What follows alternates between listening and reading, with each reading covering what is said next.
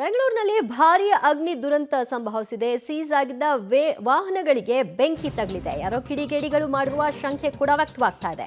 ಪೊಲೀಸರು ಸೀಸ್ ಮಾಡಿದ್ದ ವಾಹನಗಳು ಬೆಂಕಿ ತಾಗಿದ ಹಿನ್ನೆಲೆಯಲ್ಲಿ ಧಗಧಗಿಸಿವೆ. ಶೇಷಾದ್ರಿಪುರಂ ಜಕ್ಕರಾಯನ ಕೆರೆ ಗ್ರೌಂಡ್ನಲ್ಲಿ ಈ ಘಟನೆ ಸಂಭವಿಸಿರೋದು. ಒಟ್ಟು 130 ಬೈಕ್, 17 ಕಾರು, 3 ಆಟೋಗಳು ಸುಟ್ಟು ಭಸ್ಮವಾಗಿದೆ. ಘಟನೆಯ ಹಿನ್ನೆಲೆ ಗಮನಿಸಿದಾಗ ಯಾರಾದರೂ ಬೆಂಕಿ ಹಚ್ಚಿರಬಹುದಾ ಉದ್ದೇಶಪೂರ್ವಕವಾಗಿ ಅಂತ ಅನುಮಾನಿಸಲಾಗ್ತಾ ಇದೆ. ಯಾರದು ಏನು ಅನ್ನೋ ಪತ್ತೆ ಕಾರ್ಯದಲ್ಲಿ ಸದ್ಯ ಪೊಲೀಸರಿದ್ದಾರೆ.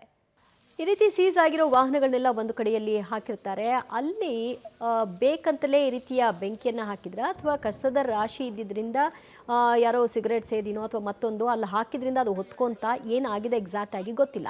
ಇನ್ನಷ್ಟೇ ಪೊಲೀಸರು ಅದನ್ನು ಪರಿಶೀಲಿಸಿ ನಂತರದಲ್ಲಿ ಏನಾಗಿದೆ ಅನ್ನೋದನ್ನು ಪತ್ತೆ ಹಚ್ಚಬೇಕು.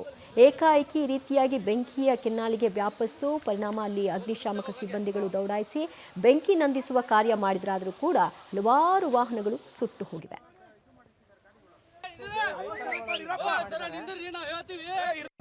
ನಮ್ಮ ಉತ್ತರ ವಿಭಾಗದಲ್ಲಿರುವಂಥ ಶ್ರೀರಾಮ್ಪುರ ಪೊಲೀಸ್ ಸ್ಟೇಷನ್ ಲಿಮಿಟ್ಸ್ನಲ್ಲಿ ಜಕ್ಕರಾಯನ ಕೆರೆ ಗ್ರೌಂಡ್ಸ್ ಅಂತ ಹೇಳ್ತೀವಿ ನಾವು ಇದನ್ನು.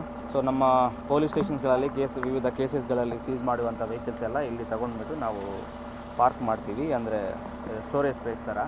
ಸೊ ಸುಮಾರು 2000 ವೆಹಿಕಲ್ಸ್ ಅಂದರೆ ಜಾಸ್ತಿ ಇರುತ್ತೆ. ಎಲ್ಲ station minimum 70 to 80 police station ಸಂಬಂಧಪಟ್ಟ ವೆಹಿಕಲ್ಸ್ ಎಲ್ಲ ಇಲ್ಲೇ ಇರುತ್ತೆ.